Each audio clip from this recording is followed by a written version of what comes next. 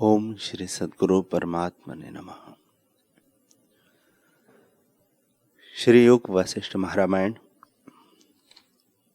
निर्वाण प्रकरण सर्ग 71। कुंभज बोले, हे राजन, मैं जानता हूं कि तुम मूर्ख नहीं बल्कि शास्त्रों के ज्ञाता हो और बहुत चतुर हो। तथापि तुम्हें स्वरूप में स्थिति नहीं प्राप्त हुई। जैसे आकाश में पत्थर नहीं ठहरता, इससे मैं जो उपदेश करता हूं उसको ग्रहण करो तो तुम्हारे दुख निवृत्त हो जाएंगे। हे राजन, यह सबसे श्रेष्ठ ज्ञान है। अब और कहता हूं, तुमने जो तप का आरंभ किया है उसका जो फल जाना है, उस ज्ञान से यह श्रेष्ठ ज्ञान कहता हूं। इससे तुम्हारा भ्रम निवृत्त हो जाएगा।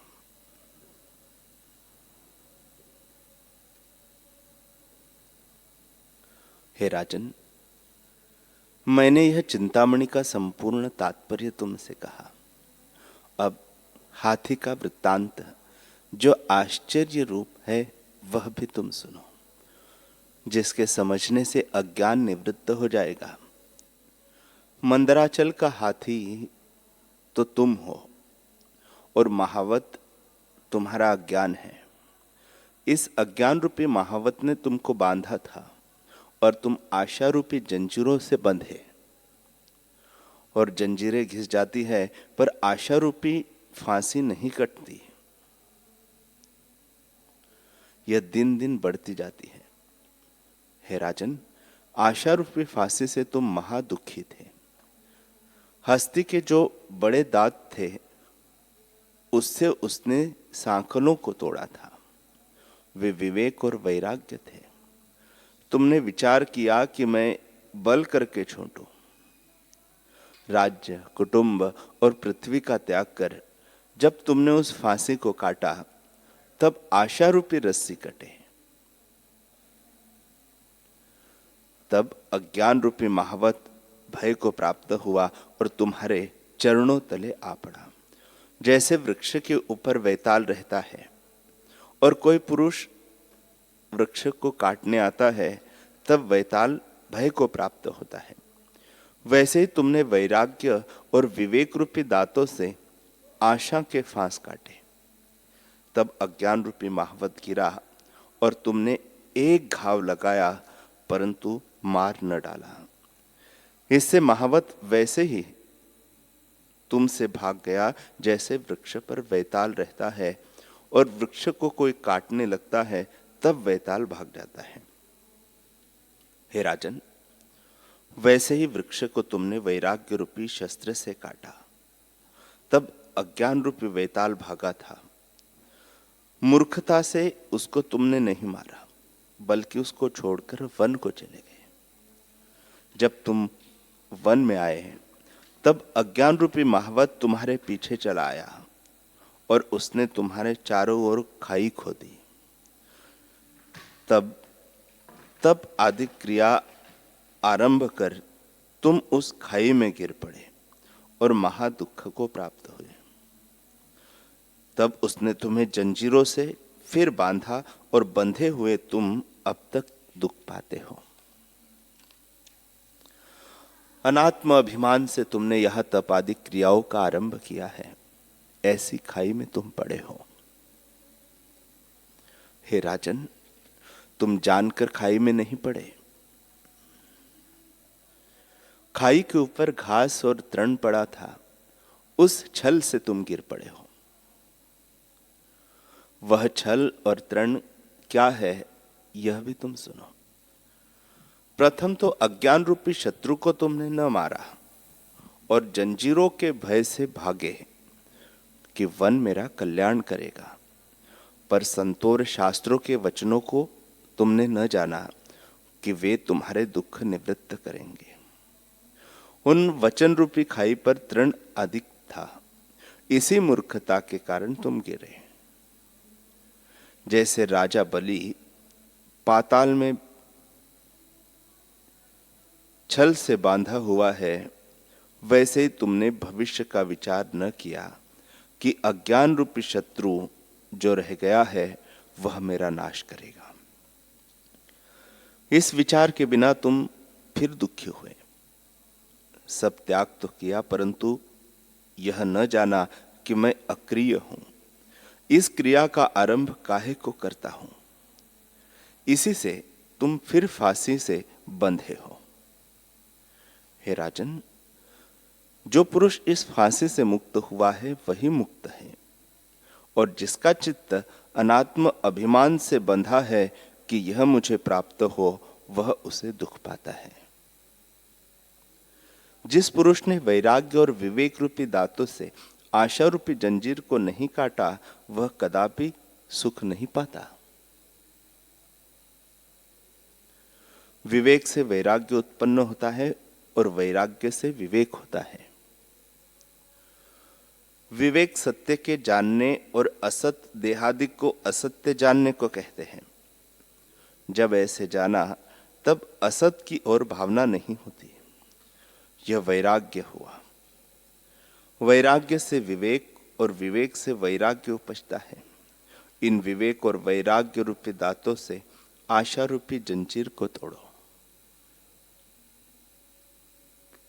हे राजन, यह हस्ती का वृत्तांत जो तुमसे कहा है, उस पर विचार करने से तुम्हारा मोह निवृत्त हो जाएगा। हे राजन, वह हाथी बड़ा बली था और महावत कम बली था।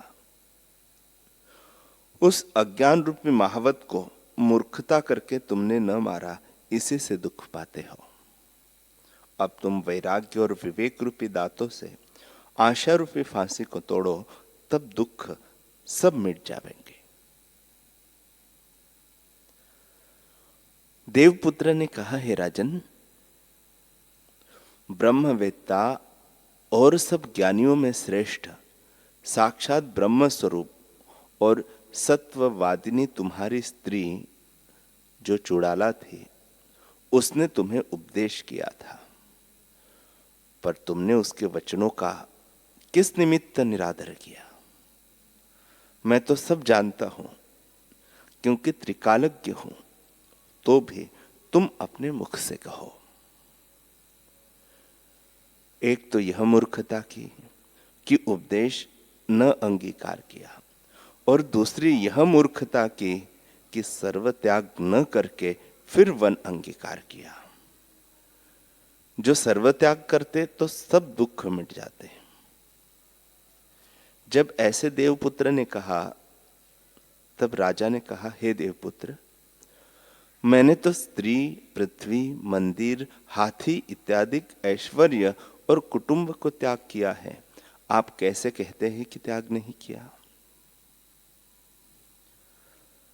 देवपुत्र ने कहा, हे राजन, तुमने क्या त्यागा है? राज्य में तुम्हारा क्या था? जैसे ऐश्वर्य आगे था वैसे ही अब भी है, और स्त्रियां भी जैसे और मनुष्य थे वैसे ही थी। पृथ्वी, मंदिर और हस्ती जैसे आगे थे वैसे ही अब भी है। उनसे तुम्हारा क्या था जो त्याग किया? हे राजन, सर्वत्याग तुमने अब भी नहीं किया। जो तुम्हारा हो उसको तुम त्याग करो, जैसे निर्दुख पद को प्राप्त हो। इतना कह वशिष्ठ जी बोले, हे रामचंद्र जी, जब इस प्रकार देवपुत्र ने कहा, तब शूरवीर जो इंद्रियजित राजा था, वह मन में विचारने लगा कि यह वन मेरा है और वृक्ष, फूल, फल मेरे हैं, इनका त्याग करूं। ऐसा विचार कर बोला, हे देवपुत्र, वन, वृक्ष, फूल और फल जो मेरे थे उनका भी मैंने त्याग किया। अब तो सर्वत्याग हुआ। तब देवपुत्र ने कहा, हे राजन, अब भी सर्वत्याग नहीं हुआ, क्योंकि वन, वृक्ष, फूल और फल तुमसे पहले भी थे। इसमें तुम्हारा क्या है? जो तुम्हारा हो उसको त्यागो, तब सुखी होंगे। हे रामचंद्र जी, जब इस प्रकार देवपुत्र ने कहा तब राजा ने मन में विचारा कि मेरे जलपान की बावली और बगीचे हैं, इनका त्याग करूं तब सर्व त्याग हो। फिर कहा, हे भगवान, मेरी यह बावली और बगीचे हैं, उनका भी मैंने त्याग किया, अब तो सर्वत्याग सिद्ध हुआ। तब देवपुत्र ने कहा, हे राजन, सर्वत्याग अब भी नहीं हुआ। जो तुम्हारा है उसको जब त्यागोगे तब शांत पद को प्राप्त होगे। हे रामचंद्र जी, जब इस प्रकार देवपुत्र ने कहा तब राजा विचारने लगा कि अब मेरी मृगछाला और कुटी है, उनका भी त्याग करूं। ऐसे विचार कर बोला कि हे देवपुत्र, मेरे पास एक मृगछाला और एक कुटी है, उनका भी मैंने त्याग किया, अब तो सर्वत्याग हुआ। तब देवपुत्र ने कहा, हे राजन, मृगछाला में तुम्हारा क्या है? यह तो मृग की त्वचा है। और कुटी में तुम्हारा क्या है? यह तो मिट्टी और शिला की बनी है। इससे तो सर्वत्याग सिद्ध नहीं होता। जो कुछ तुम्हारा है उसको त्यागोगे तब सर्वत्याग होगा और तभी तुम सब दुखों से छूट जाओगे। हे रामचंद्र जी, जब ऐसे कुंभज ने कहा तब राजा ने मन में विचारा कि अब मेरा एक कमंडलू और एक माला और एक लाठी है, इसका भी त्याग करो। ऐसे विचार कर राजा शांति के लिए बोला कि हे देवपुत्र, मेरी लाठी, कमंडलू और एक माला है, उसका भी मैंने त्याग किया, अब तो मैं सर्वत्यागी हुआ। देवपुत्र ने कहा, हे राजन, कमंडलू में तुम्हारा क्या है? कमंडलू तो वन का तुम्बा है, उसमें तुम्हारा कुछ नहीं। लाठी भी वन के बांस की है और माला भी काष्ठ की है, उसमें तुम्हारा क्या है? जो कुछ तुम्हारा है उसका त्याग करो। जब तुम उसका त्याग करोगे तब दुख से रहित हो जाओगे। हे रामचंद्र जी, जब इस प्रकार कुंभज ने कहा तब राजा शिखरध्वज ने मन में विचारा कि अब मेरा क्या रह गया। तब देखा कि एक आसन और बासन है जिसमें फूल और फल रखते हैं, अब इनका भी त्याग करो। तब राजा ने कहा, हे भगवान, आसन और बासन मेरे पास रह गए हैं, इनका भी मैंने त्याग किया, अब तो सर्वत्यागी हुआ। तब कुंभज ने कहा, हे राजन, अब भी सर्वत्याग नहीं हुआ। आसन तो भेड़े की ऊन का है और बासन मृत्तिका के है, इनमें तुम्हारा कुछ नहीं। जो कुछ तुम्हारा है उसका त्याग करो, तब सर्वत्याग हो और तुम दुख से निवृत्त हो। हे रामचंद्र जी, जब इस प्रकार कुंभज ने कहा तब राजा उठ खड़ा हुआ और वन की लकड़ी इकट्ठी करके उनमें आग लगाई। जब बड़ी अग्नि लगी तब लाठी को हाथ में लेकर कहने लगा, हे लाठी, मैं तेरे साथ बहुत देशों में फिरा हूं, परंतु तूने मेरे साथ कुछ उपकार न किया। अब मैं कुंभज मुनि की कृपा से तरूंगा, तुझे नमस्कार है। ऐसे कहकर लाठी को अग्नि में डाल दिया। फिर मृगछाला को हाथ में लेकर कहा, हे मृग की त्वचा, बहुत दिन मैं तेरे ऊपर बैठा हूं, परंतु तूने कुछ उपकार न किया। अब कुंभज मुनि की कृपा से मैं तरूंगा, तुझे नमस्कार है। ऐसे कहकर मृगछाला को अग्नि में डाल दिया। फिर कमंडलू को लेकर कहने लगा, हे कमंडलू, तू धन्य है कि मैंने तुझे धारण किया और तूने मेरे जल को धरा। तूने मुझसे गुण गोपन नहीं किया, तो भी कमंडलू की जैसी प्रवृत्ति त्यागनी है, वैसे ही निवृत्ति की कल्पना भी त्यागनी है।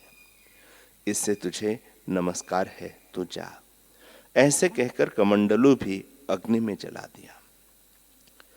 फिर माला को हाथ में लेकर कहने लगा, हे माले, तेरे दाने जो मैंने घुमाए हैं सो मानो अपने जन्म गिने हैं।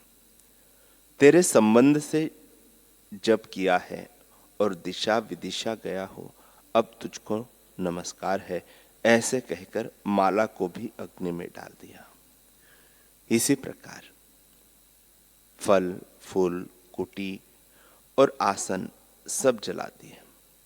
तब बड़ी अग्नि जगी और बड़ा प्रकाश हुआ। जैसे सुमेरु पर्वत के ऊपर सूर्य चढ़े और मणि का भी चमत्कार हो तो बड़ा प्रकाश होता है, वैसे ही बड़ी अग्नि लगी और राजा ने संपूर्ण सामग्री का त्याग किया। जैसे पके फल को वृक्ष त्यागता है और जैसे पवन चलने से ठहरता है तब धूल से रहित होता है, वैसे ही राजा संपूर्ण सामग्री को त्याग कर निर्विघ्न निर्द्वंद्व हुआ। श्री वशिष्ठ जी बोले, हे रामचंद्र जी, निदान संपूर्ण सामग्री जलकर भस्म हो गई। जैसे सदाशिव के गणों ने दक्ष प्रजापति के यज्ञ को स्वाहा कर दिया था, वैसे ही जितनी कुछ सामग्री थी सो सब स्वाहा हो गई और वह वन बड़ा प्रज्वलित हुआ। जितने वृक्ष के रहने वाले पक्षी थे वे भाग गए और मृग पशु जो आहार व जुगाली करते थे वे भी सब भाग गए। जैसे पूर्व में आग लगे से पूर्वासी भाग जावे, वैसे ही सब भाग गए। तब राजा ने मन में विचारा कि अब कुंभज की कृपा से मैं बड़े आनंद को प्राप्त हुआ और अब सब मेरे दुख मिट गए। जो कुछ वस्तु मन के संकल्प से रची थी सो सब जला दी। अब उसका न मुझे हर्ष है न शोक है। ये सब दुख ममत्व से होते हैं, सो मेरा ममत्व अब किसी से नहीं रहा। इससे कोई दुख भी नहीं। अब मैं ज्ञानवान हुआ हूं, अब मेरी जय है, क्योंकि अब निर्मल होकर सबका मैंने त्याग किया है। ऐसा विचार करके राजा उठ खड़ा हुआ और हाथ जोड़कर बोला, हे देवपुत्र, अब तो मैंने सबका त्याग किया, क्योंकि आकाश मेरे वस्त्र है और पृथ्वी मेरी शैया है। जब राजा ने ऐसे कहा तब कुंभज मुनि ने कहा, हे राजन, अब भी सर्व त्याग नहीं हुआ। जो तुम्हारा है उसका त्याग करो, जिससे तुम्हारे सब दुख निवृत्त हो जाए। फिर राजा ने कहा, हे भगवान, अब तो मेरे पास और कुछ नहीं रहा। नंगा होकर तुम्हारे आगे खड़ा हूं। अब एक रक्त मांस की देह इंद्रियों को धारण करने वाली है। जो कहो तो इसका भी त्याग करो, पर्वत पर जाकर डाल दो।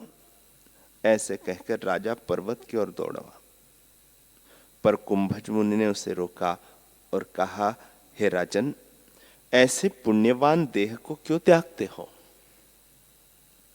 इसके त्याग से सर्वत्याग नहीं होता। जिसके त्याग से सर्वत्याग हो उसका त्याग करो। इस देह में क्या दूषण है?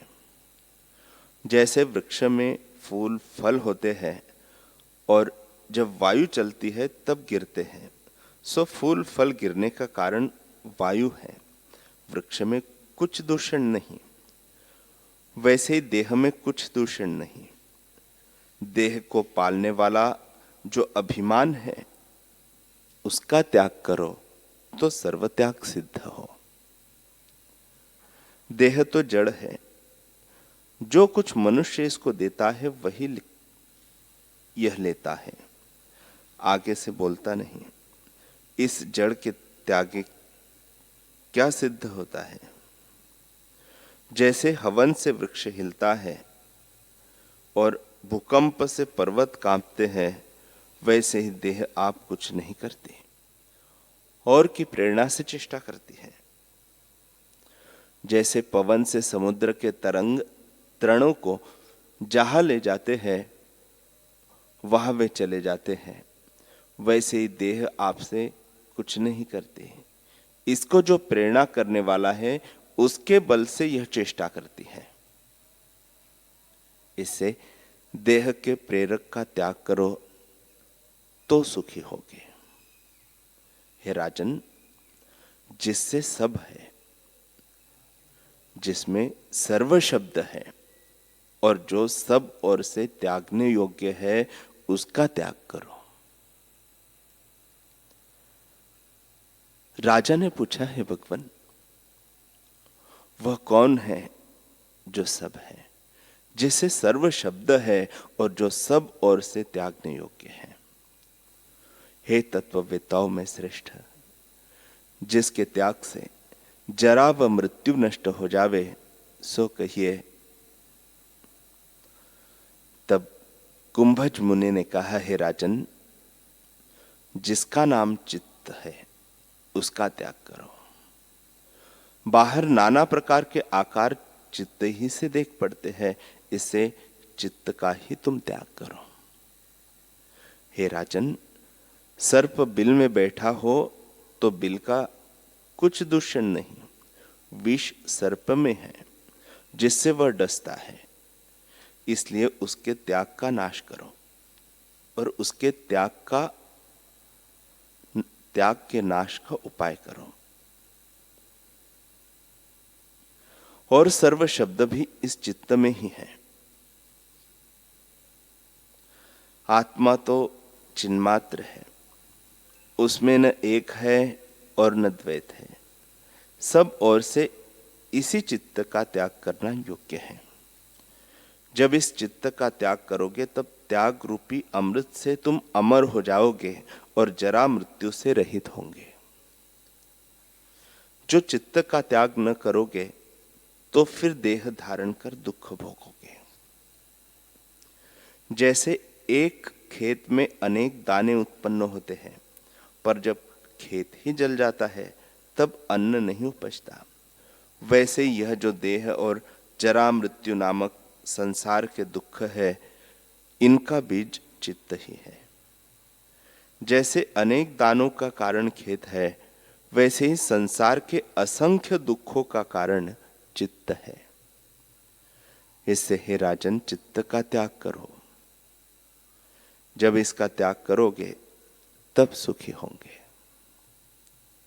हे राजन, जिसने सर्व त्याग किया है वह सुखी हुआ है।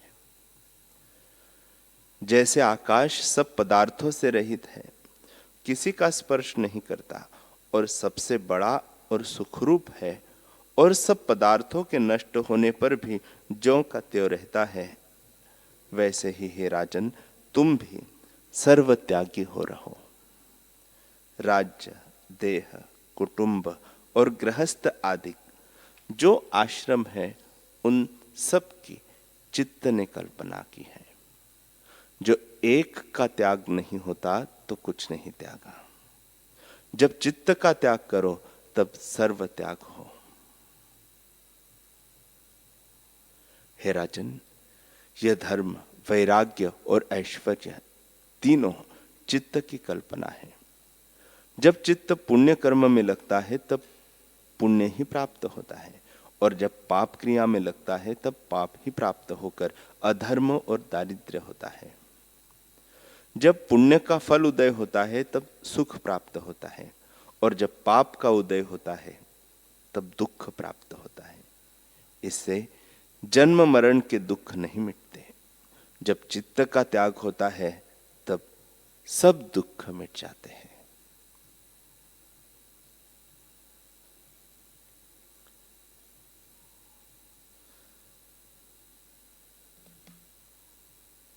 हरि ओम।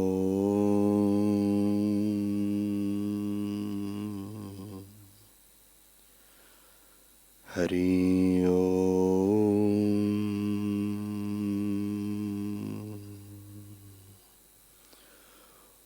ओम सहना भवतु सहनौ भुनक्तु सह वीर्यं करवावहै तेजस्विनावधीतमस्तु मा विद्विषावहै।